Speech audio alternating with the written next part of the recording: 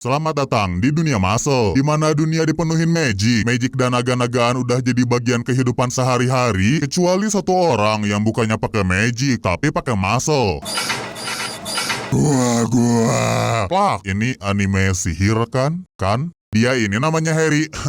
Dia ini namanya Mas. Cowok nggak bisa sihir yang hobinya fitness sama makan kue sus. Sehat banget ya. Dia tinggal di tengah hutan barengan sama kakeknya yang penyabar. Bangsat. Selain nggak bisa sihir, otaknya Mas juga rada-rada sampai buka pintu aja remedial. Maaf aku benerin deh. Bakbuk. Bangsat. Sebenarnya alasan Mas tiap hari disuruh latihan olahraga sama si kakek tuh supaya dia punya pertahanan diri di dunia penuh sihir ini. Karena hal itu juga si cucu diwanti-wanti sama si kakek nggak dibolehin pergi ke kota sendirian. Cuman begitu tahu sekarang banget kue sus lagi diskon, si Otto tetap nyembunyiin penampilannya kok di tengah kota yang penuh sama sihir. Dia sih biasa aja dan fokus ke kue sus incarannya.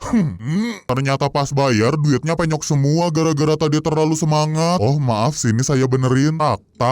What the fuck? Semua aman-aman aja sampai angin berhembus ngebuka tudungnya Mas. Hal ini yang ditakutin sama si kakek, yaitu Mas ketahuan gak punya garis di wajahnya. Seketika warga kota ketakutan gak mau deket-deket sama dia, sedangkan Masnya sendiri ya nabrak aparat pengayom warga yang sangat terhormat. Dan sebagai sahabat warga, bisa kali dipinjem bajunya buat ngelap mulut. Tiba-tiba muncul atasannya si polisi yang namanya Brad mau nangkep Mas karena sebelumnya dapat laporan ada orang tanpa garis di wajah. Tapi sebelum si mau ditangkap, Mas keburu dibawa kabur sama kakeknya. Nggak bisa lepas dari Brad segampang itu dong, soalnya bakal dilacak sama sihir. Mas yang udah nyampe rumah langsung kena ceramah panjang lebar si kakek. Kelihatan banget nyeselnya. Jadinya sebagai hukuman si muka datar disuruh latihan lagi. Sejujurnya Mas beneran anak baik kok. Contohnya sengaja ke kota buat beliin kue sus, walau kadang-kadang, wehehe tunggu, silakan tuan. Oh iya makasih kek. Sayangnya kebaikan Mas nggak berarti di dunia ini. Abisnya si Otot nggak punya garis wajah. Makanya para polisi tadi sampai repot-repot ngegerebek rumah di tengah hutan buat nangkep Mas. Padahal yang dicarinya lagi baling-baling barbel, tari Rusia barbel, dan semenit kemudian udah beres. Alala kue sus. Pulang-pulang dia ngedengar si kakek disiksa para polisi gara-gara ngelindungin orang tanpa garis wajah. Baru ketahuan lah orang-orang tanpa garis wajah berarti nggak punya kemampuan sihir, nggak punya privilege apapun di dunia ini, termasuk hak buat hidup. Contohnya aja kayak si kakek yang kekuatan sihirnya semprit doang, dikucilin sama keluarga, disalah-salahin sama bos, sepanjang hidupnya cuman minta maaf sampai akhirnya dia muak sama keadaan sekarang. Dan sebelum dia bertindak gegabah, muncullah Mas tanpa garis wajah yang dianggap dibuang keluarganya. Sejak saat itulah si kakek ngadopsi dia dan gak bakal ngebiarin cucu nemunya ngalamin penderitaan yang sama, yang sekarang aja masih ditendang sama orang berkuasa. Si kakek sadar harusnya Mas dari tadi udah pulang, makanya dia teriak nyuruh cucunya buat kabur, biar kakeknya aja yang nanggung semua ini. Aduh silau. Polisi lain nyari Mas, cuman orangnya datang sendiri, ngebungkam polisi bawel dengan brek, plak, dan langsung nantangin Brad, gua turunin rank lu. Kelas. Menurut polisi kroco sih nggak mungkin si kepala jamur bisa ngalahin atasannya yang punya sihir pengusir naga, padahal kenyataannya sihirnya digaplok juga hilang, dijadiin bola voli lah, diputer-puterin juggling, atau lihat pemirsa, Mas bisa menembus pertahanan lawan dengan cemerlang. Tiba-tiba si Otot ngambil tongkat kakeknya, tongkat sihir kakeknya, Brad was-was bikin pelindung sihir, cuman aslinya tongkat si kakek dilempar sampai nancep. Plik. Ini anime sihir kan? Kakeknya Mas aja kaget loh. Tujuannya si cucu disuruh ngelatih badan kan cuma buat pertahanan diri. Kok bisa gitu jadi OP gini? Pokoknya gara-gara kejadian itu mereka udah nggak akan bisa hidup tenang. Tapi Brad ngajakin bikin kesepakatan nih. Di dunia ini ada yang disebut Divine Visionary. Simpelnya orang-orang yang paling berkuasa dan pasti semuanya punya sihir maha dahsyat. Mas disuruh jadi Divine Visionary buat ngebuktiin orang tanpa sihir juga diterima oleh Tuhan. Brad bakal nge-backing dia kok. Paling bayarannya cuma kekayaan ketenaran doang. Kalau kesepakatan ini ditolak, siap-siap aja dikejar sampai ke ujung dunia seumur hidup. Akhirnya kesepakatan tadi diterima demi bisa hidup tenang bareng kakeknya lagi. Langkah pertama Mas jadi Divine Visionary itu harus masuk sekolah sihir, dan segala rintangan bakal dia laluin pakai slogan tinju dibalas tinju. Cuman sebelumnya Mas harus lulus beberapa ujian biar bisa sekolah di sekolah sihir Hall Sekolah Sihir Eastern. Katanya kurang dari 3% pendaftar doang yang lolosnya, dan jelas pada punya kekuatan sihir di luar prediksi badan kagem. Dari awal aja udah diliatin sama si penguji yang namanya Luci, ngawasin semua peserta, mau itu yang lagi ngapalin atau yang lagi... Lah, Lah, peserta yang dipenuhin keabsurdan gitu langsung ditandain dong. Udah orangnya baca buku otot di ujian masuk sekolah sihir. Ada ahli kamuflase pula di belakangnya. Untungannya garis wajah bohongannya Mas nggak dinotis sama Luci, soalnya dia tiba-tiba muncul pakai sihir api. Pada heboh ngeliat si penguji yang punya segudang bakat ilmu menguasai banyak sihir di usianya yang panas nggak ya muncul dari api tadi. Beneran gua tandain lu nya. Ujian masuk dimulai dari tes tulis yang tempatnya disediain langsung sama Luci si penyihir terpandang. Padahal bisa ujian di kelas aja kan ya. Sabar. Gak perlu repot-repot mikirin si Jamur kok. Abisnya Luci yakin dia bakal gagal di tes pertama. Yang punya kekuatan sihir aja kesusahan nyihir supaya teksnya diem. Apalagi makhluk kurang ajar kayak Mas. Cuman kalau buat si Gigacet, diem. Tes tulisnya selesai dengan sempurna. Mau dites macem-macem juga bukan halangan bagi Mas. Si penguji yang kehabisan cara jadinya bikin labirin penuh perangkap. Para peserta harus keluar dari sana dalam 30 menit. Tiba-tiba ada cewek bernama Lemon yang ngajakin pergi bareng-bareng. Biar lebih efektif aja gitu kayak kerja kelompok. Emang beneran kayak kerja kelompok, soalnya si cewek malah jadi beban. Digangguin monster lah, dipegang-pegang tangan lah, kejeblos perangkap lah. Kerja kelompok banget kan? Gak lama Mas ngedenger teriakan. Mau nyamperin sumber suaranya, tapi Lemon nyihir seotot biar nggak bisa gerak. Tolong. Diem-diem dia pengen nyegah Mas biar gagal ujian. Sayangnya sih sihir panahan tadi cuma styrofoam aja bagi si Otot. Malah Lemon yang syok, sedangkan Mas langsung ngacir. Tadinya si cewek mau ngejar, tapi keburu dicegat sama Sping yang ngasih pertanyaan. Apa bedanya fitnah dan fitness? Mau ngelawan juga susah gara-gara tongkatnya dibuang si Sping. Jawabannya nggak bakal kepikiran di posisi dia yang panik gini. Mungkin ini karma karena udah ngejebak Mas. Tapi sebelum Lemon nerima penghakiman dia, gebuk. Mas balik lagi nolongin si cewek. Ngerasa kasihan aja dan pasti Lemon punya alasan tersendiri. Mereka bisa ngobrol lebih banyak nanti, soalnya harus buru-buru keluar dari labirin yang dengan gampang dijebol sama si Otot. Diprotes lah sama para peserta yang ngerasa tersaingin sambil marahin. Mana ada labirin ditabrak? Maaf, nyasar dulu dikit elah. Bener. Pulang aja lo sana. Pengen pulang. Satu-satunya yang ngebela Mas cuma Lemon, soalnya dia mau nikahin aku. Gak bilang, maksudnya Mas itu mau ngegendong Lemon yang luka, tapi dianggapnya ngegendong ke pelaminan. Aduh, aku kan jadi malu. Gak bilang, Lemon juga cerita dia disuruh sama Luci ngehambat si Otot dengan bayaran ujian si cewek dilulusin. Sayangnya gara-gara ngomong jujur si penguji menggunakan kekuasaannya mau ngegagalin mereka. Sebelum situasi makin ricuh, kepala sekolah Walberg ngambil alih ujian. Luci diminta menghadap ke ruangannya nanti, sedangkan sekarang si kepala sekolah mulai tes wawancara yang dimulai dari Mas. Pertanyaan-pertanyaan standar lah, kayak alasan pengen masuk sekolah, ngejelasin kejadian di labirin tadi, atau ngejelasin awal mula perang takjil. Nanyain juga pernah nggak sih Mas kepikiran ada orang yang lebih hebat dari dia, terus ujung-ujungnya kepala sekolah Walberg nunjukin kekuatannya. Roh orang tersayangnya Mas alias si kakek dipindahin ke boneka ini. Seandainya Jarum udah nusuk bonekanya, jangan harap bisa ketemu lagi sama pemilik rohnya. Maksudnya si kepala sekolah tuh ngajarin Mas biar jangan gegabah, tapi siapa coba yang bisa nebak apa yang ada di pikirannya si Otot? Sihir kuat gini aja ditahan pakai ototnya dan malah nantang balik adu kekuatan. Ngelihat keseriusannya, jadilah kepala sekolah Walberg nyebut Mas di Akademi Sihir Easton, sedangkan kakeknya, apa ini surga? Benar sekali, akulah bidadari. Hari pertama sekolah dimulai sama pelajaran, lupa itu nama ibunya siapa, tar aja lah kalau ingat. Yang ngajarin step by step jadi pencuri andal. Oh iya jelas Mas, gini Bu, sihir goblok, pakai sihir lah goblok. Kalau dari awal aja udah bikin ribut gini, nggak akan ada yang mau ngedeketin dia. Khususnya murid yang namanya Vin. Dia berharap jangan seasrama sama si Otot, tapi kenyataannya pintunya kecopot. Kepaksa kenalan sama Mas, terus dikenalin ke ini Kevin, ini Mike. Vin sama sekali nggak bisa ngertiin teman seasramanya ini. Palingan Vin tahu teman barunya maniak Wesus dan sering teledor kalau urusannya sama sihir. Contohnya aja disuruh bawa sapu terbang, tapi yang dibawa Mas malah dahan kayu buat apa anjing. Untungnya mau dipinjemin kok. Sayang itu nggak nutup kenyataan si Otot nggak punya kekuatan sihir. Naik. Hening. Disuruh naik berkali-kali juga nggak mau gerak sapunya. Jadi dia diajakin murid lain dan buat ngelawan ejekannya, naik. Masih belum puas ngejelek-jelekin si Jamur, sekarang dia ditantang buat balapan sapu. Sebuah kesalahan besar, abisnya begitu Bu Guru ngasih haba-haba mulai, Mas langsung melesat. rekor dunia baru telah tercatat. Semua pada terpukau kecuali Vin, soalnya tahu Mas cuma ngelempar sapunya. Nyusul dari belakang dan jadilah naik sapu terbang. Dalam kurung tapi dilempar. Lagi-lagi diprotes sama murid tadi, cuman mulutnya dijahit sama murid setelan ijo yang namanya yang namanya Kafil. Nggak sempet ngobrol banyak gara-gara ada bu guru. Pokoknya Kafil nyuruh Mas balik ke sini lagi sepulang sekolah. Konon kabarnya nggak ada yang berani ngelawan si murid pirang karena ayahnya orang yang punya power di Kementerian Sihir. Gak mungkin deh kalau nggak tahu keluarganya Kafil.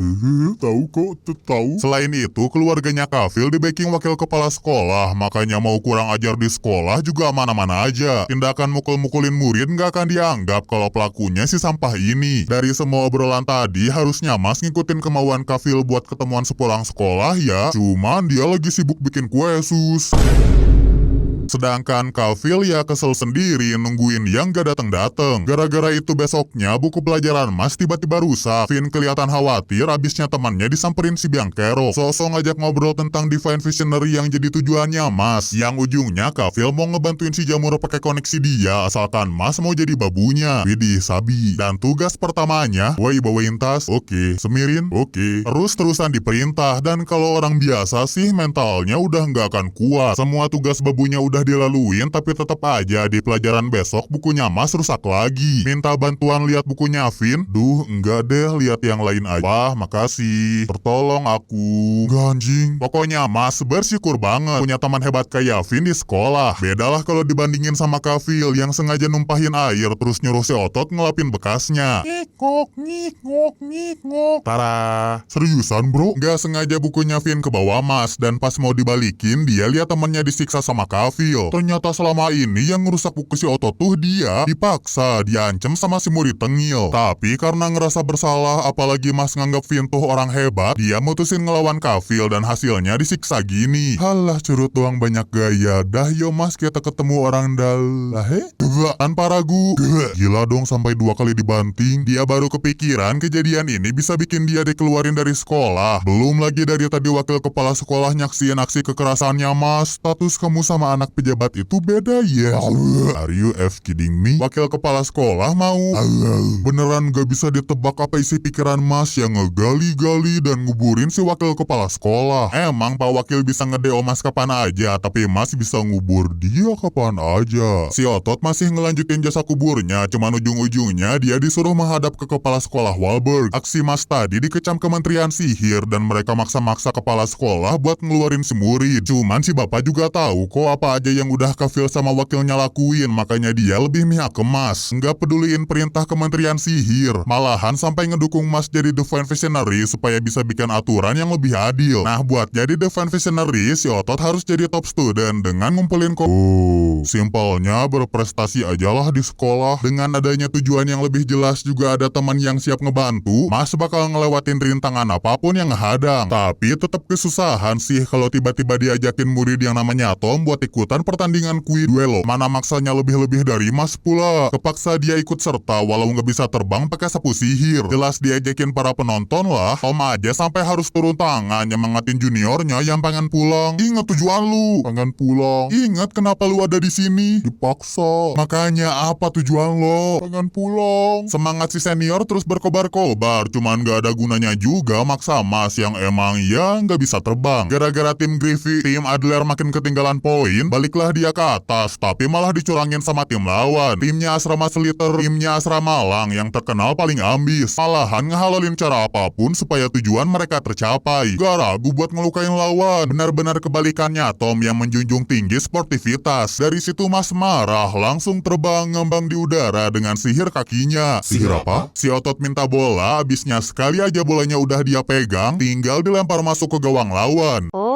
It's amazing. Sayangnya tim Adler ketinggalan 59 poin dan gak akan sempat ngejar kalau main pakai cara biasa. Kalau main pakai cara biasa loh, bola yang dilempar Mas balik lagi, terus balik lagi, terus balik lagi, terus balik lagi, gitu aja main sendiri sampai poin tim Adler sampai mentok. Hasilnya pertandingan ini dimenangin Adler berkat kerja gak kerasnya Mas yang dihadiahin pecahan koin perak. Tiba-tiba disamperin sama Tom karena terharu bikin timnya menang. Cuman diem-diem ada nih satu orang yang gak suka sama kesuksesan si Otot otot. Identitasnya baru keungkap pas murid-murid gabut pada ngumpul disamperin serambut biru yang namanya Lance. Seketika ngurung temannya Mas di kendi kaca. Astaga, jadi tuyul. Mereka pindah ke hutan sekolah soalnya Lance ngajakin dia duel. Emang bakal mertaruhin pecahan koin perak, cuman si biru juga nyandra teman-temannya Mas supaya lawannya nggak bisa nolak. Dia benci aja sama Mas yang terkenal, bisa jadi penghambatnya Lance. Habisnya dia juga punya tujuan jadi Divine Visionary. Kayaknya lawan Mas kali ini bisa dibilang susah karena Lance punya 2 garis di wajahnya. Tanda pemiliknya tuh punya kekuatan sihir yang kuat, dibuktiin sama sihir gravitasi. Nggak ada yang bisa berdiri setelah kena sihir ini, tapi emang nggak perlu sih kalau Mas, soalnya dia narik akar pohon dari dalam tanah, bikin keadaan berbalik. Lance sujud di tanah, Mas berdiri dengan gagah. Si biru ngeluarin lagi sihir gravitasinya, cuman trik yang sama nggak akan mempan buat si otot. Liontinnya Lance jatuh, diambil Mas yang langsung.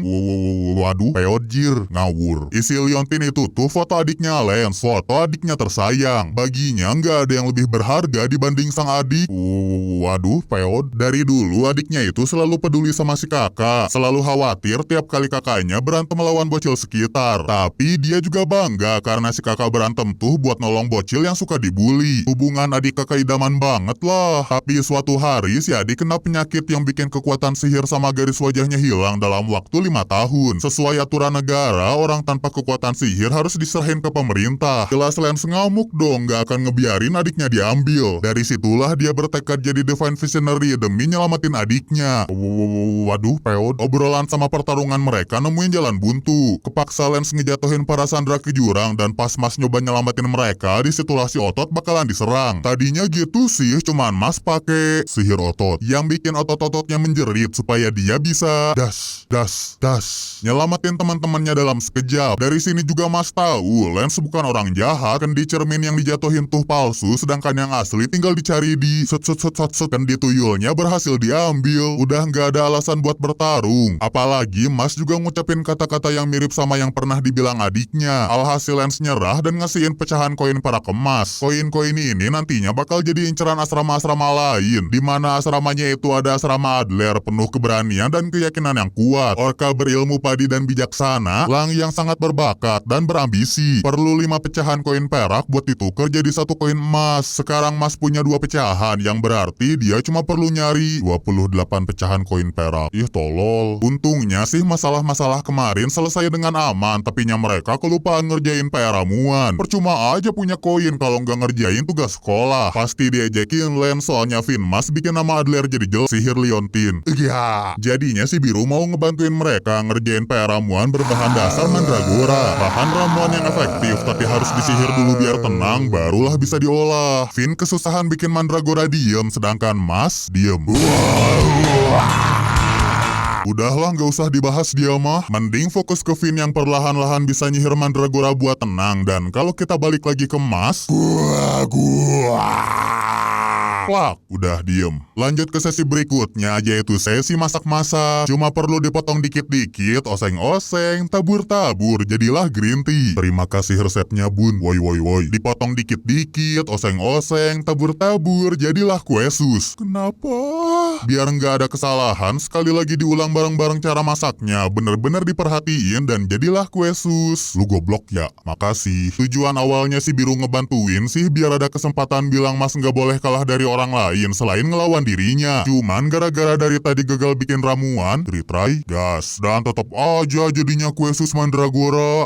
Enak. Di saat mereka masak-masakan, terjadi pergerakan besar dari asrama Lang yang mulai ngerebut koin-koin murid asrama lain. Mereka juga bakal ngelakuin sesuatu di pelajaran sekolah kali ini. Pelajaran ngebasmi monster kalajengking di hutan. Monster-monster ini punya batu di kepalanya dan bisa ditukar sama koin. Kesempatan buat farming lah pokoknya. Cuman yang terpenting murid-murid harus pada survive. Tiba-tiba datang murid yang namanya Dot nyamperin gengnya Mas. Nganggep dirinya tuh main karakter gitu. Padahal kalau dilihat dari ngumpulnya orang-orang juga adanya waifu, kelihatan jelas dong siapa MC-nya. Gara-gara itulah Dot ngamuk-ngamuk, marah-marah, nggak rela ada orang yang lebih bersinar daripada dirinya. Kue sus mandragora enak loh. Woi Bukan cuma si Merah aja yang marah. Muncul Silva dari asrama Malang nantangin Mas yang belakangan ini so jago di sekolah. Nggak ragu ngehajar si Otot pakai sihirnya terus pura-pura polos di hadapan guru. Baru sekarang loh Mas nunjukin muka nggak suka gini. Lens nyoba nenangin padahal alasan si Otot bermuka tadi tuh karena Yesus aku aman, gelut lagi yuk. Kalau udah tahu Mas lagi diincar, mending masuk ke hutan bareng-bareng. Tapi baru juga jalan sebentar, sore hilang. Di sana si Otot malah ketemu Dot sama Mbak yang lagi diincar. Seketika si ngaku-ngaku MC ngeluarin sihir bomnya buat nolong si Mbak. Wah, makasih. Perkenalkan nama saya Pegang. Dot. Mungkin inilah waktunya Dot beneran jadi MC. Udah nolongin cewek, ceweknya deket-deket, si MC salah tingkah. Sebenarnya ini sihirnya si Mbak sih yang bikin orang terpikat sama dia. Nggak akan ada deh yang bisa nahan susuknya, kecuali makasih loh udah nolong aku. Aku tadi diem Mbak. Nggak tadi Masnya ngebantu banget. Bahalu ya. Dia sama sekali nggak nyangka ada yang gagal dipikat. Seenggaknya Dot udah terpengaruh sih. Bisa dimintain bantuan buat ngelawan Silva yang juga ngejar si cewek. Dan panjang umur orang jahat, Silva muncul nyerang mereka semua. Dot langsung bledag, bledug. Mas langsung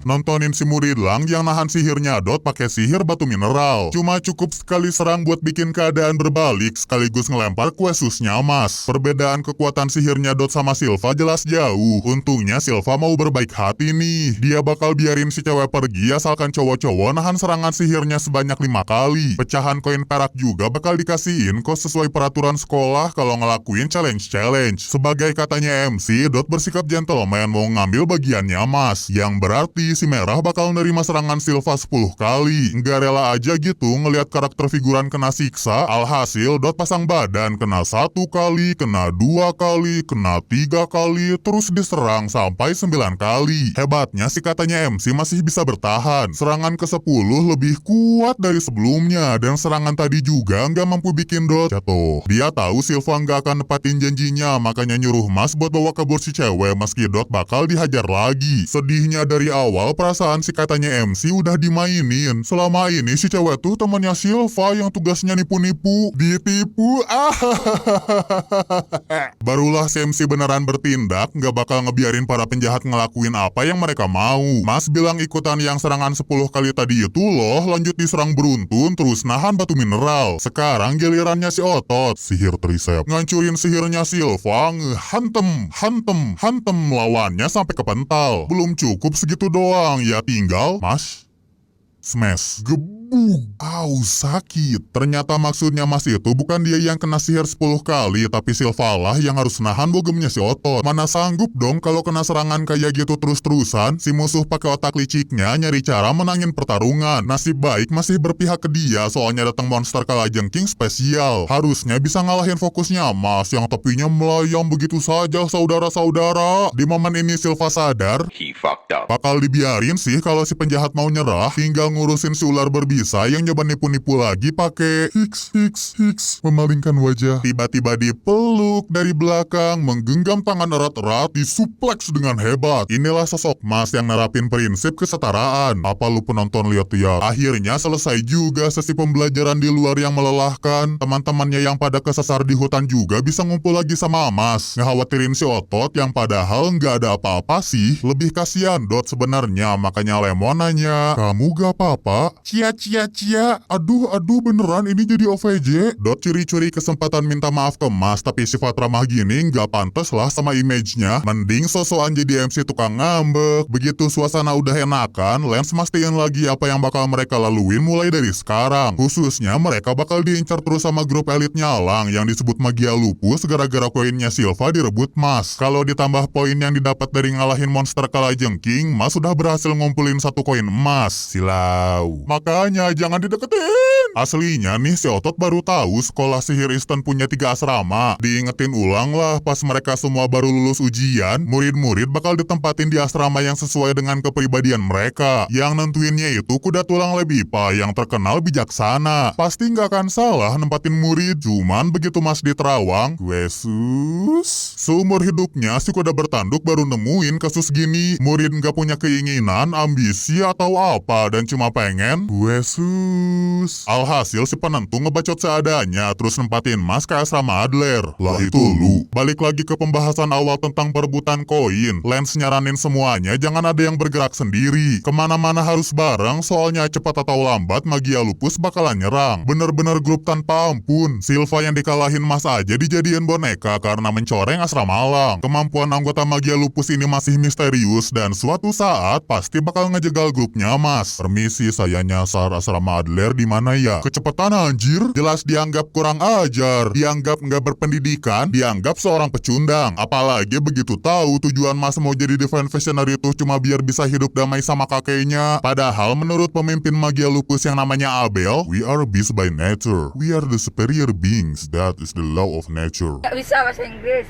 Intinya Abel nggak suka sama Mas yang bisa ngedapetin koin emas dengan cepat, tapi tujuannya cuma demi hidup leha-leha. Langsung diserang pakai boneka-bonekanya, diserang balik sampai talinya putus dan ternyata boneka itu tuh aslinya Silva. Tiba-tiba si Otot ditangkap boneka lain yang ngambil koinnya Mas dikasihin ke Abel. Udah dibanting juga, Mas sama sekali nggak ngelawan kok karena nggak ngerasa harga dirinya bisa diinjek-injek mereka. Krek, aduh keinjek aduh. Buru-buru Silva dibawa pergi karena sekali lagi dibilang ya Magia Lupus bukan tandingannya dia. Abel nggak nyangka ada orang sepede Mas, tapi maksudnya si Otot baru ketahuan begitu sepemimpin sadar kancing bonekanya hilang, yang sebenarnya lagi dia pegang. Kejadian aneh ini dijelasin sama si Mbaping tukang komen. Emang bonekanya Abel ngambil koin Mas, cuma dalam waktu sepersekian detik Mas ngegigit kancing si boneka, ditiup ke arah koin, koinnya langsung si Otot. Itulah kejadian gila barusan dan Mas berhasil ngamanin koin punyanya. Nggak lama kemudian Silva yang dibawa ke ruang perawatan bangun dalam keadaan bingung. Bingung gara-gara seingetnya berubah jadi boneka. Bingung gara-gara tua. Sempat marah-marah apalagi mereka kan aslinya musuhan. Udahlah nggak usah dipikirin, nanti sakit. Udah aja Silva ditinggalin soalnya Mas mau balik ke kamarnya yang udah ada teman-temannya di sana saling adu bacot. Ngapain pada di sini anjim? Kayaknya Lens setelah dan sama Dot sing aku MC susah akrab gara-gara ngiri sama si biru yang hidupnya isi mode. Heh kamu ngepak-ngepak dasar nakal. Malahan saking musuhannya mereka, keluarin tongkat tuh kita bertarung. Nih tongkat gue becel congkak. Berantemnya jangan ngerusak kamar orang. Brak, iya kalian jangan suka ngerusak barang-barang. Ngaca anjing. Maksudnya semua pada ngumpul sih, Dad pengen ngasihin teh herbal. Nggak cocok sama background karakternya ih. Mas mau makan kue sus, Lens mau nyusun strategi ngumpulin koin emas. Ah, pengen pacar. Jeka sembung bawa golok, nggak nyambung goblok. Untungnya datang Lemon ngasih info. Aduh, jangan liatin aku. Enceng. Lemon ngebawa mereka ke tempat timbangan sihir yang nampilin perolehan koin emas di asrama. Sekarang Lang posisinya numero 1, sedangkan Adler cuma punya koinnya Mas. Yang satu lagi nggak usah dianggap lah biar kelihatan wah ada persaingan gitu. Kalau gini terus, Lang yang berhak nunjuk muridnya jadi Divine Visionary. Mana kakak kelas Adler lagi pada magang di luar sekolah. Itu berarti pertaruhan Divine Visionary ada di tangan seorang tukang halus. Siskon, beban, ngaku MC beneran. Dan rencana mereka buat ngebalikin keadaan adalah dengan beres-beres kandang. Ini tuh hukuman dari Kak Walberg gara-gara perbuatan Mas mukul orang-orang jahat kemarin. Biasalah ya pejabat di Kementerian Sihir suka sok jago. Seenggaknya Lens mau nemenin Mas. Ternyata kamu peduli. Please jangan bikin sus. Diam-diam 2 orang dari Magia Lupus nyamperin mereka yang lagi sibuk digangguin burung-burung hantu. Seketika Mas kejebur sumur dadakan. Lens hampir kena serangan suriken sihir musuhnya. Nggak usah dikenalin namanya, nggak penting. Soalnya lihat tuh kasihan Mas. Udah nggak bisa berenang, musuhnya punya jurus azab lagi dikutuk jadi manusia ikan. Si manusia azab bakal ngelawan Mas, sedangkan Lens berhadapan sama si suriken. Sebenarnya sihir ginian bisa gampang dikalahin, tapi burung hantu di sekitar lawannya bikin si biru nahan serangan dia. Keingetan itu loh omongan adiknya, kakak nggak boleh ngelukain burung hantu. Ada burung hantu juga di belakangnya sehingga Lens kepaksa nerima serangan si suriken. Lawannya ngerasa kasihan sih. Harusnya Lens yang berasal dari keluarga terpandang bisa ngeluarin sihir hebat, tapi nggak ada apa-apanya. Bisanya cuma sihir gravitasi buat ngejatuhin sekop. Akhirnya si suriken yang gak sudi ngelihat orang lemah ngeluarin 3 suriken tapi dipatahin dalam sekejap. Ternyata Lens sengaja ngejatuhin sekop biar karung makanan burung sobek, terus dikerubungin burung-burung, terus tinggal digeprek deh pakai sihir gravitasi. Inilah kehebatan Lens yang berjuang demi adik tercintanya. Lanjut ke pertarungannya Mas ngelawan Baby Shark. Langsung kaget pas ada sesuatu yang melesat, tapi lebih kaget lagi begitu tahu yang melesatnya adalah Mas. Padahal sebelumnya bilang belebek-belebek loh. Belebek-belebek blebok. Si pemburu dalam laut yang ngerasa dirinya lagi diburu evolusi jadi megalodon. Pasti bukan masalah buat si pemula berenang yang ngebantuin lawannya biar nggak tenggelam. Ujung-ujungnya dua orang dari Magia Lupus berhasil dikalahin dan koin mereka jadi milik Adler. Tapi tiba-tiba muncul pahlawan bertopeng melesat lewat tengah-tengah mereka. Dia matanya merah, mungkin kecolok, cuman anehnya Lance nggak bisa pakai sihir. Kekuatan aneh lawannya bukan halangan bagi sihir ototnya Mas kok. Tapi hebatnya serangan si otot bisa dihindarin. Dia nggak mau perang, cuma mau ngelut dua beban Magia Lupus terus pamit pulang. Semoga nggak ngejar. Daripada mikirin kapan musuh datang lagi, mending Mas balik ngerjain daily quest, yaitu bikin kue sus. Lance pengennya sih mereka nyerang markas musuh, cuman Mas malah sibuk nyetak kue buatan Usan. Disuruh pakai jubah asrama, tolong gelap mata aku hilang, otak lo hilang. Nggak lupa diminta jangan pergi sendirian di situasi gini, apalagi tiba-tiba Lemon ngasih tahu Tom si kakak kelas diserang. Oke, bentar ambil kue. Kakak kelas Tom diserang. Iya mau ngambil. Tom diserang. Paksa aja terus paksa. Akhirnya pada ke ruang perawatan nemuin Tom yang udah nggak semangat barengan sama murid-murid lain. Hal terakhir yang si kakak kelas ingat cuman bentar makan dulu kue sus. Dirinya sadar kekurung tapi nggak bisa ngomong, nggak bisa apa-apa. Oh gitu ya kakak. Sayang jangan gitu ah. Satu lagi yang diingat Tom, dia nggak bisa ngegunain sihirnya. Berhubung situasi makin gaswat, Lemon ngebikinin boneka pelindung bentuk sus buat Mas. Iya maka. Ih udah jangan ngeliatin terus. Jadi deh Lance sama Mas patroli malam-malam. Tiba-tiba ada Dotfin yang juga takut sendirian. Jangan beban ya. Lo yang beban tai. Udah dibilang jangan ngepak-ngepak. Baru sebentar patroli, mereka nemuin Lemon jalan sendirian di koridor. Kondisi tubuhnya aneh, badannya patah-patah, bagekok bunda. Pada sempat sembunyi, cuman keadaan Lemon tadi bikin Dot. Duh mau digimana-gimanain juga, cantik ya seng aku. Gara-gara barusan pada ngelawak, mereka kehilangan jejak Lemon. Kedengeran suara-suara aneh sih yang berarti saatnya Lance pakai sihir buat ngedeteksi gerbang menuju ruang rahasia. Si biru cuma sanggup nunjukin gerbangnya doang, sedangkan sihir si merah juga nggak sanggup ngebuka itu. Gilirannya Mas dengan otak sengkunya mukul tanah biar gerbang keangkat. Pasang jungkat-jungkit pakai pedang, tinggal diinjek. Gerbang teater 2 meluncur dengan selamat keluar angkasa. Sebelum masuk kandang musuh, sekali lagi semuanya twin tekad demi nyelamatin seorang cewek halu. Suasana gelap di ruang bawah tanah ini seperti... You break my heart. Dan gak jauh dari sana, mereka nyampe di sebuah arena. Tiba-tiba datang murid asrama Malang nyeritain ruangan rahasia di Chamber of Secrets ini. Malahan pihak sekolah aja gak akan tahu. Kalau mau masuk lebih dalam, harus ngalahin dia dulu. Cuman si Mas Tampan gak boleh diremehin. Dot langsung maju, abisnya dia paling benci sama orang populer. Oh gitu, sungguh memotivasi. Mas punya jedak jedug ya? Aku pernah FYP sih pakai jedak jedug.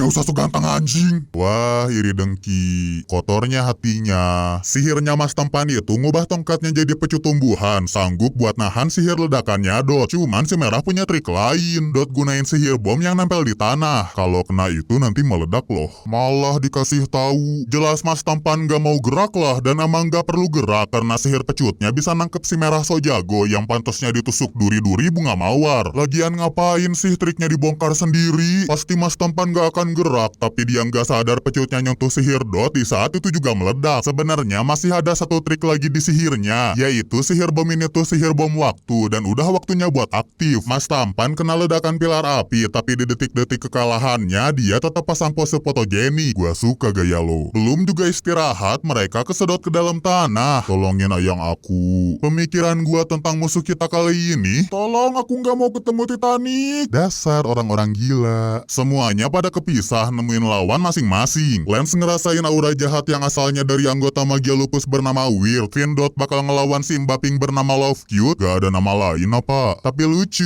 Partnernya gak usah disebutin lah, ntar kebanyakan nama bingung. Lagian ntar bakal kena one tap. Terus Mas kepisah sendirian disambut sama si topeng kemarin-kemarin. Masih hidup lo. Dia disebut Abyss dan bertindak sebagai wakil ketua Magia Lupus. Pertama-tama mending kita lihat pertarungannya Lance ngelawan Weird dulu yang benci banget sama orang lemah, benci sama orang yang gak ada nilainya. Tanpa ngedengerin pidato villainnya Weird, Lance pakai sihir gravitasi, tapi sayang lawannya bisa masuk ke dalam tanah. Muncul di belakang si biru dengan bunsin lumpurnya. Dikasih serangan AOE lagi, semuanya seketika rata, cuman gak ngelukain Weird yang nyerang balik. Situasi makin bahaya gara-gara kakinya Lance nempel sama lumpur dan kena serangan serangan bola lumpur sekeras bola bekel. Weird bilang sayang loh bakat kemampuannya Lance, makanya si penjahat ngajakin dia login ke Magia Lupus, ke lingkungan yang baik supaya sihirnya si biru berkembang. Gak ada manfaatnya lah Lance kumpul-kumpul di Adler, cuman bagi Lance justru Weird lah yang lemah gara-gara nggak mau keluar dari zona nyaman. Si lawan diterbangin ke tembok, Weird sembunyi lagi ke dalam tanah, tapi nggak bisa ngelindungin dia dari serangan batu-batu. Kepaksa dia keluar dan kena ceramah lagi. Jadinya keingetan kehidupan sedihnya.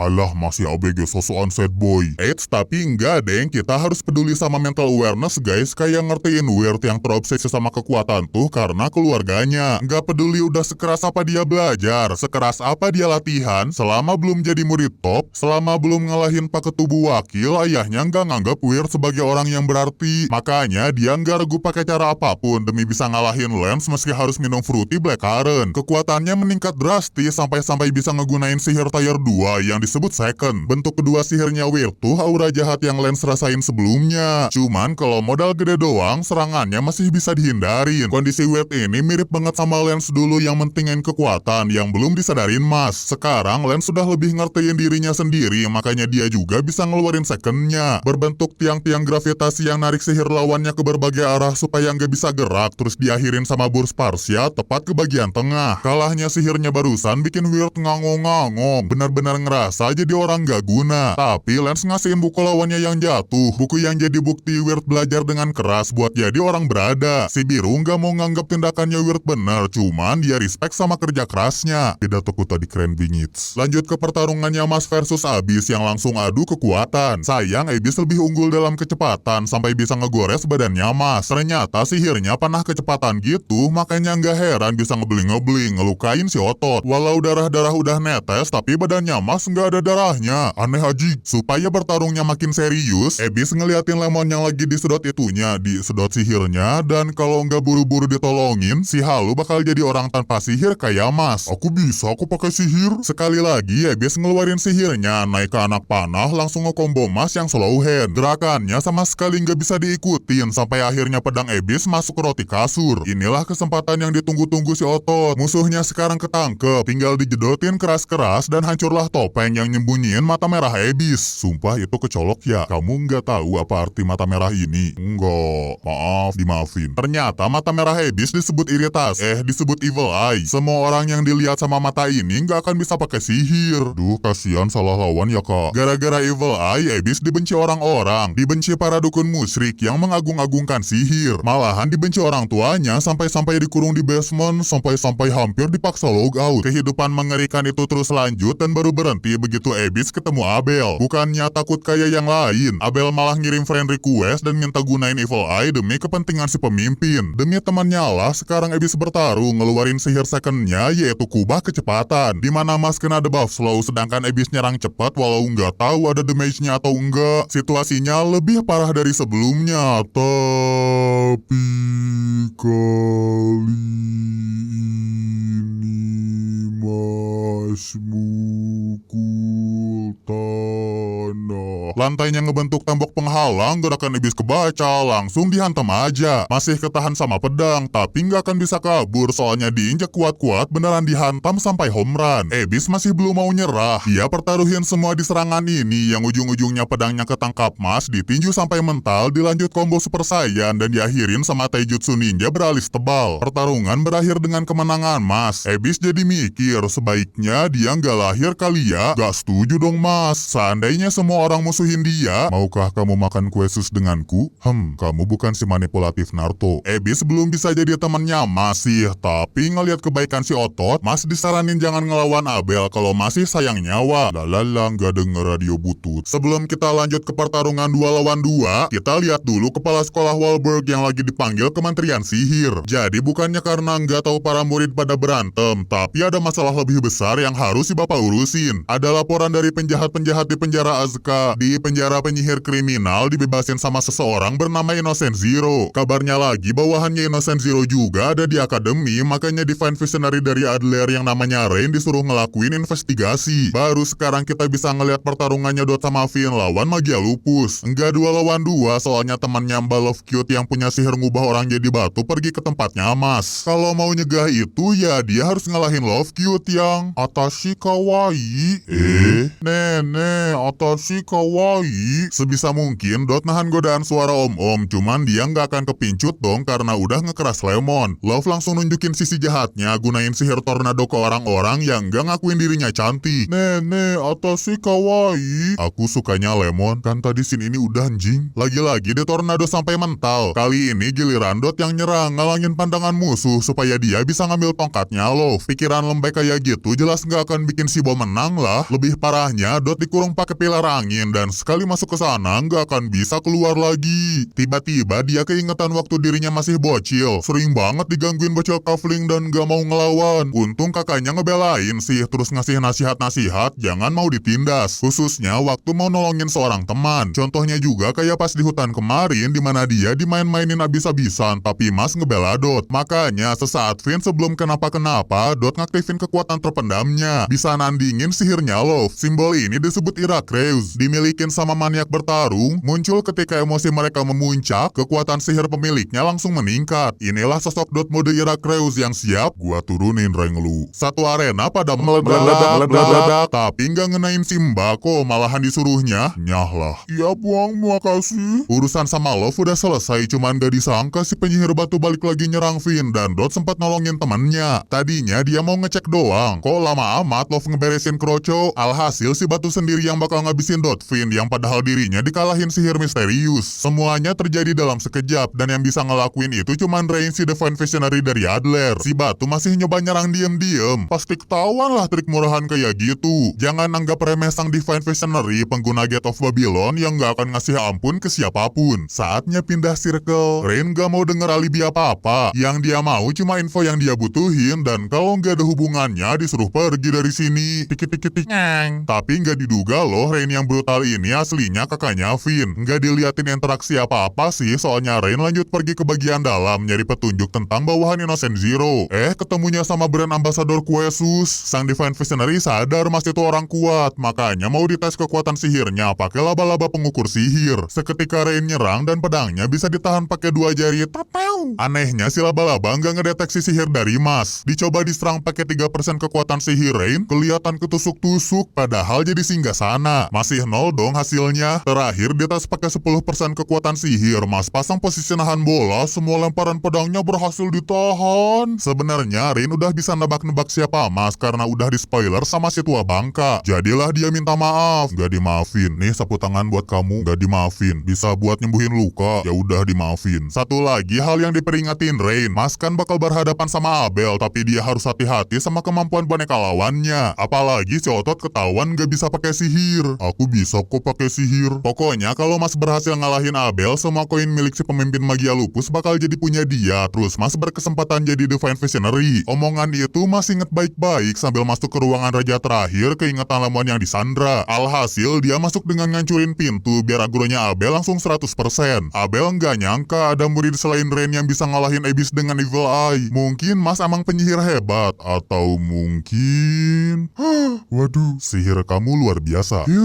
Si pemimpin Magia Lupus ngungkit-ngungkit lagi obrolan tentang para penyihir hebat nggak setara sama penyihir biasa. Cuma orang dengan kekuatan sihir tinggi aja yang berhak buat hidup. Otomatis Mas yang gak bisa sihir syok dong. Nggak bisa ngelindungin kehidupan damai bareng kakeknya dia yang udah ngerawat Mas si bocil backflip. Kehidupan Mas si maling Quesus. Berarti cuma satu pilihan si Otot, yaitu ngelawan Abel si pengendali boneka. Pertarungannya ditonton sama reporter setia kami Mbak Love dan nantinya akan melaporkan keadaan dari TKP. Boneka-boneka Abel tuh isinya cairan asam yang bisa ngelelehin apapun. Nggak boleh sembarangan kontak fisik yang jadinya Mas ngambil kepala boneka. Gunain teknik pernapasan Otot, bikin game bowling simulator. Sekarang Mas lawan boneka yang kemarin-kemarin bisa nahan badannya dia. Cuman kekuatan si Otot nggak stuck di situ aja. Boneka ginian bisa dikalahin dengan One Punch Man. Mau pulang aja boleh nggak? Mbak ini lagi live. Triknya Abel masih banyak. Salah satunya adalah ngegerakin bagian tubuh Mas. Tanpa sadar si Otot udah kena tali boneka, tapinya diputusin sih, pengen ngepur dulu Abel. Udah pasti menang kok malah ngepur, dasar aneh. Jadinya Abel pakai Finn yang udah jadi boneka, dan sebagai seorang teman, Mas nggak mau ngelukain Finn walau si beban gak ngapa-ngapain di season ini. Semua serangan diterima Mas, meski ujung-ujungnya senjata Finn yang rusak duluan. Biar temennya dibebasin, si Otot mau ngasihin aja koin emas dia. Melesat sampai mutusin tali-tali boneka, sihir boneka dilepasin, koin emasnya balik lagi. Koinnya cinta aku. Abel yang ngerasa diremehin langsung nahan Mas pakai banyak benang, cuman gak akan ada yang bisa nandingin kekuatan fisik si maniak Otot. Jari-jarinya Abel freestyle, Mas pasang kuda-kuda ngehajar si pengendali boneka. Kepaksa Abel pakai sihir yang ubah Mas jadi boneka. Perubahannya nggak bisa di stop dan dia jadi boneka sepenuhnya. Kalau udah gini easy bagi Abel buat ngambil koin emas, malah ngambil kue sus. Anehnya lagi dia kena hajar. Oh, kue sus selundupanku. Siapa juga yang nyelundupin kue sus? Harusnya nggak ada manusia yang bisa gerak sendiri loh kalau udah jadi boneka. Satu-satunya penjelasan yang mungkin itu refleksnya Mas buat ngedapetin kue sus. Refleks buat ngelindungin barang berharganya. Emang apa enaknya kue sus ya anjir? Masih ada satu trik terakhir Abel dengan ngambil sihir-sihir murid lain. Dia ngeluarin sihir boneka second berbentuk 3 kepala bocil kematian. Semua yang ada di dekat boneka ini bakal jadi boneka. Aku juga dong. Benang-benang yang gak bisa dilihat inilah yang ubah manusia jadi boneka. Gak mungkin ada yang bisa ngehindar. Belum lagi secondnya Abel ikutan nyerang. Sayangnya ekspektasi gak selalu sesuai ya sama kenyataan. Bocil kematian malah rusak, Mas masih sehat-sehat aja. Untuk mengetahui apa yang terjadi, mari kita tanyakan laporan dari reporter Love di TKP. Silakan Love memberikan laporannya. Baik, terima kasih Neri. Saat ini saya melaporkan dari The Chamber of Secret. Sedang terjadi pertempuran hebat antara Kepala Jamur melawan Abel. Sang pemimpin magia lupus mengaktifkan sihir secondnya yang dapat mengubah siapapun menjadi boneka ketika tersentuh oleh benang sihir. Namun hal aneh terjadi di mana Mas mampu mematahkan segala serangan dari Abel. Jika kita amati lebih teliti, sesaat setelah saudara Mas merasakan benang second, Mas mengandalkan instingnya untuk mencabut benang-benang tersebut. Peristiwa yang barusan terjadi membuat saya bergetar. Oleh karena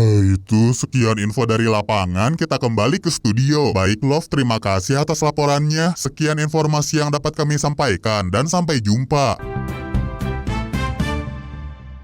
Semua trik Abel udah habis, sisa adu kekuatan di antara mereka yang jadi andalannya Mas. Akhirnya sihir-sihir si pemimpin magia lupus dikalahin. Begitu juga sama dirinya yang diajak terbang ke atas buat dijatuhkan serendah-rendahnya. Muncul flashback dulu biar Abel nggak disalahin 100%. Flashback tentang background dia sebagai bangsawan, tapi ibunya mau berbagi ke orang-orang biasa. Ngerasa semua orang harusnya setara dan hidup berdampingan, tapi sayangnya sebuah insiden terjadi. Meski udah dilukain sama orang yang dia kasihani, si ibu tetap percaya kok semua manusia bisa hidup berdampingan. Inilah alasan Abel ngebentuk magia lupus, beranggotakan orang-orang dengan kekuatan sihir hebat supaya manusia kayak penglogout ibunya dia dapat hukuman. Sedikit-sedikit Mas ngerti tujuan dan penderitaannya Abel, meski nggak ngedukung sih. Mau gimana juga sekarang Abel udah kalah terus ngelepasin murid-murid yang udah jadi boneka. Lemon yang nggak tahu kenapa jadi tumbal utama jelas dibebasin. Semuanya berakhir happy ending. Finn yang baru sadar ikutan. Oi, koin punya Abel jadi milik Mas dan kayaknya beneran udah happy ending, tapi bentar itu dot ketinggal terus diulang deh. Oi, gengnya Mas masih kurang 1 orang dan yang ngeh cuman Finn. Si biru ternyata dicegat train yang gak pakai aba-aba langsung nyerang Lance. Hasil hitungan sihir si laba-laba nunjukin nilai maksimal dan Lance berubah jadi seseorang yang disebut Selwar. Dia salah satu bawahannya Innocent Zero yang ditugasin nyusup ke sekolah buat nyari sesuatu. Belum tahu sesuatunya apa, ditanya-tanya Rain juga jawabnya cuma, aku mau ngegeng ke Abel.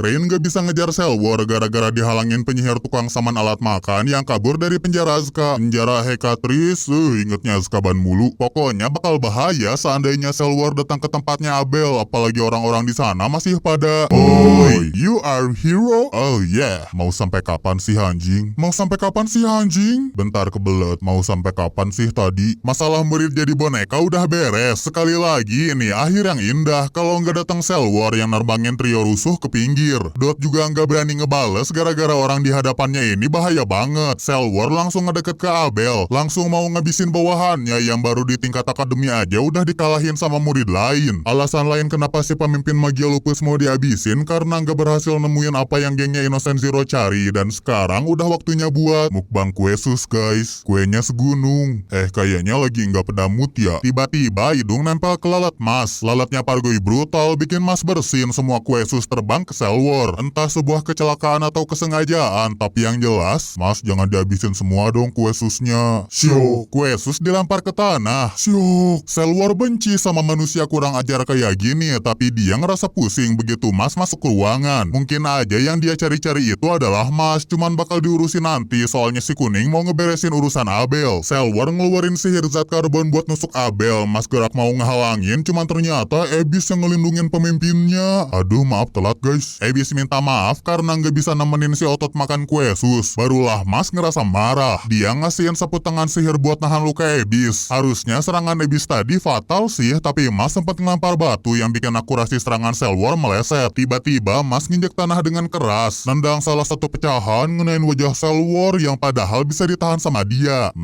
Kamu aneh juga ya.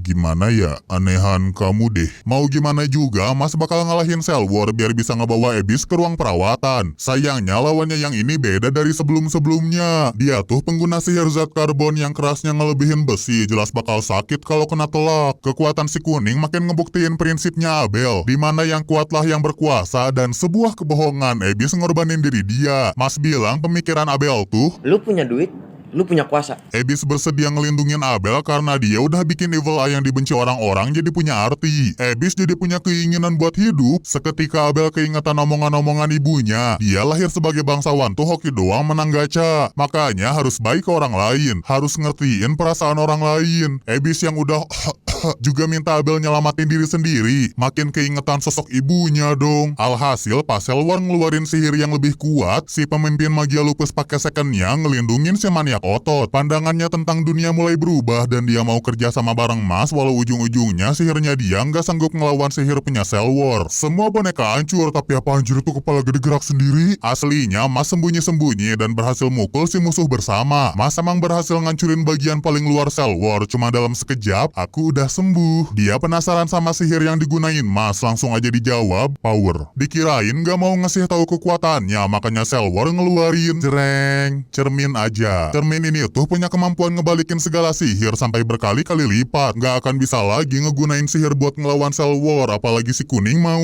sembunyi Dot nyegah temannya supaya jangan pakai sihir, padahal gak perlu, abisnya tinggal dihancurin pakai serangan fisik. Sialnya rahasia Mas jadi keungkap. Semua kejadian di luar Nayla selama ini murni kekuatan fisiknya Mas, bukan kekuatan musrik. Muncul sebuah tanda di tangannya sel war abis bersentuhan tadi sama Mas. Kalau diingat sebelumnya, dia juga ngerasain pusing. Makin jelas Mas emang sesuatu yang geng Innocent Zero cari. Sekarang bukan waktu yang tepat, makanya sel war mau mundur dan dalam waktu dekat pasti bakal ketemu lagi. Akhirnya si Secret Villain pergi. Saatnya ngebawa Abyss ke ruang perawatan. Berkat sapu tangan ajaib, lukanya agak mendingan, malahan bisa nagih. Ditunggu traktiran kue susnya. Yo malak. Abel yang nganterinnya dan bakal bertanggung jawab atas segala kekacauan yang dibikin. Nggak lupa sang pemimpin magia lupus bilang berutang budi sama kebaikannya Mas. Jadi deh alur cerita anime Muscle Season 1 bisa selesai dengan happy ending. Ya enggak lah woi. Rahasia Mas nggak bisa pakai sihir udah kebongkar. Asalnya teman-temannya mau pada diem-diem aja meski tahu bakal dapat hukuman kalau ketahuan ngelindungin manusia tanpa sihir. Cuman belum juga nabung dosa dengan berbohong. Ternyata ada murid lain yang ngedenger rahasia Mas dan masalah ini bakal dibahas di Muscle Season selanjutnya. Cepet atau lambat Mas tahu kok rahasianya bakal kebongkar. Makanya dia nggak kaget-kaget amat lanjut makan kue kesukaannya. Apakah nanti Mas bisa jadi Divine Visionary? Bisakah hidup damai lagi dengan kakeknya? Lebih baik mari kita bertanya langsung pada sumbernya. Silakan Bapak angkat Mas dan Pak Polisi untuk memberikan opininya. Wah sudah lama ya kita tidak muncul. Benar juga ya. Kalau dipikir-pikir mungkin saya yang memulai cerita Muscle. Oh gitu ya Pak. Tapi Pak ini Bapak nggak apa-apa gitu Pak, nggak kerja di rumah saya terus.